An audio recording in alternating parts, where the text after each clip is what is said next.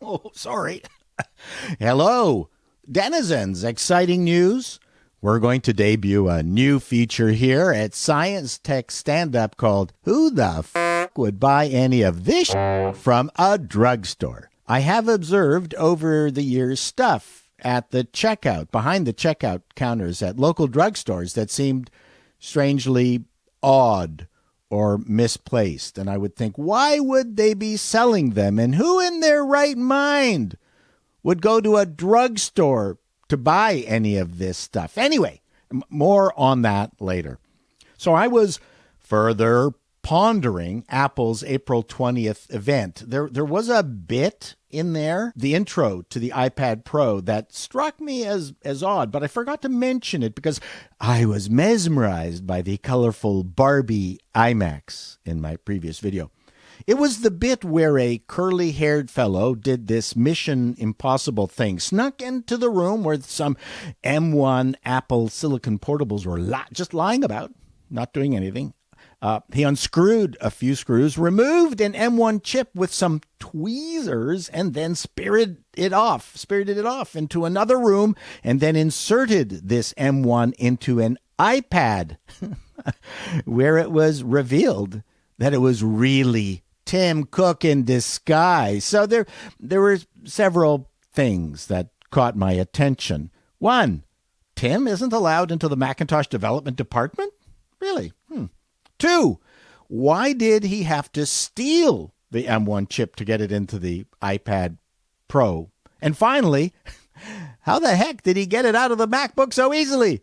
Isn't the CPU soldered right into the motherboard? I mean, Louis Rossmann would love to be able to repair a MacBook this easily. It made the video completely unbelievable. Now, in apocalyptic news up here in Canada, 900 customers in the town of Tumbler Ridge, British Columbia, lost their internet connection. Now, you Americans might laugh, but up here in Canada, a community of 900 people is a pretty big city, eh? The outage was traced to a beaver. Yes, a beaver who had chewed through a crucial fiber cable, causing extensive damage. The repair crew found a beaver dam next to where the cable was buried, about 3 feet. Yeah, it was buried 3 feet underground, and the beaver got to it. And it was also protected by a 4.5-inch conduit, which the beaver also chewed through before attacking the succulent cable morsels to increase his fiber intake. Earlier in the month, there was a major telephone outage up here on the Rogers network, which upon further investigation, I'm now suspecting it was also that beaver. And I'll bet you that beaver is part of a network of Canadian wildlife. Canadian geese attacking cell towers, moose intercepting transmissions with their huge antlers, beluga whales, those nasty beluga whales, tearing up the fiber optic lines at the bottom of the St. Lawrence River, and puffins distracting us as stoats sneak into network operation centers and disable load balancers. Yeah, and don't get me started on the wildlife ringleaders, the Toronto raccoons. Yeah, can't trust them. Now, on to our special feature, who the f*** would buy any of this from a drugstore? I took this photo at our nearby drugstore.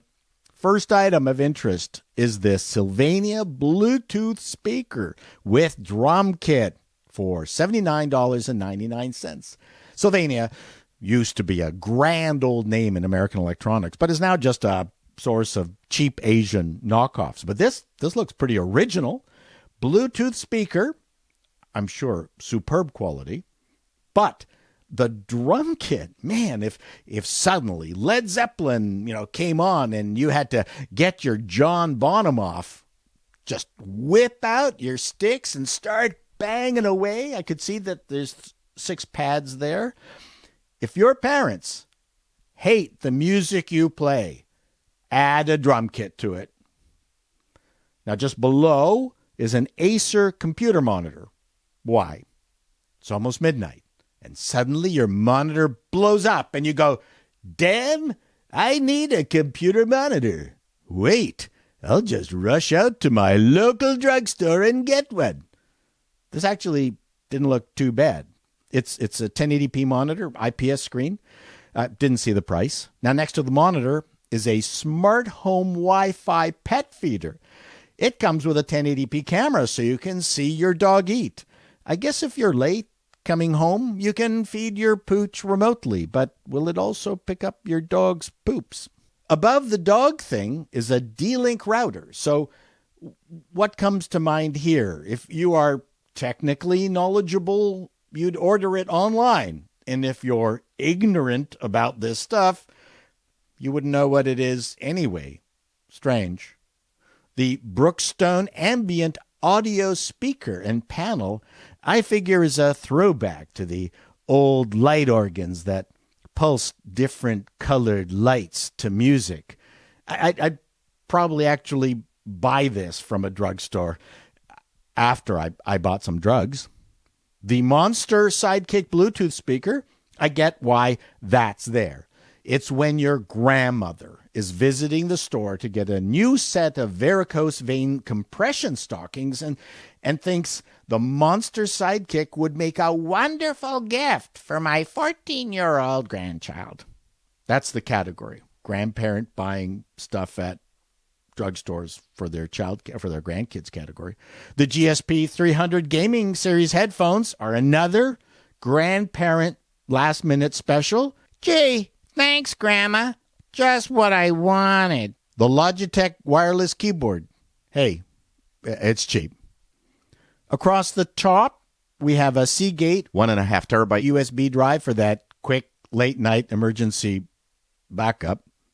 Because when I think of hard drives, I think of my local drugstore. A Nintendo Switch Lite. That was interesting. So that's going to be a pricey purchase. I would put this in the divorced father forgot kid's birthday and needed a cool gift at the last second category. The Amazon Echo, sure, why not? And the Sennheiser Momentum in-ear headphones are a bit of a head scratcher because they're actually not bad. Must be an overrun purchase that some jobber sold to the drugstores. Now, for the last two items, which are also my favorites. First, the Helix Gimbal Stabilizer for your smartphone. This was only $59.99. Not to be confused with the Letus Helix Gimbal Stabilizer for $1,399. I can assure you it's not the same thing. Looking closely at the picture, I can't see where the gimbal actually is. It might be just a wobbly selfie stick. Now to the pièce de résistance, the Helix Content Creator Portable Studio Kit. This I could find online. The pricing online was between $80 and $100 US. So this at $59.99 Canadian is a bargain. You get a phone cage, tripod, an LED light, and external microphone. My Shure VP83 lens hopper mini shotgun was $228 US. So I don't hold out much hope for the quality of this microphone. It's got an LED beauty ring light. I'm not sure how bright it is, but I'll bet you probably have to stick your nose right in the ring to get adequate light on your face, which would mean your phone is shooting your neck. Yes, another grandparent special. Kid unwraps it, hugs their bubby and Zeta, they leave, and it gets chucked in the garbage. Do you have local drugstores selling weird stuff behind the checkout counter? Take a picture and send it to me at my Twitter account, @PaulChato. If the products are weird enough, I'll feature them on Science Tech Stand-Up. Thanks for watching. Please subscribe. Until next time, be seeing you.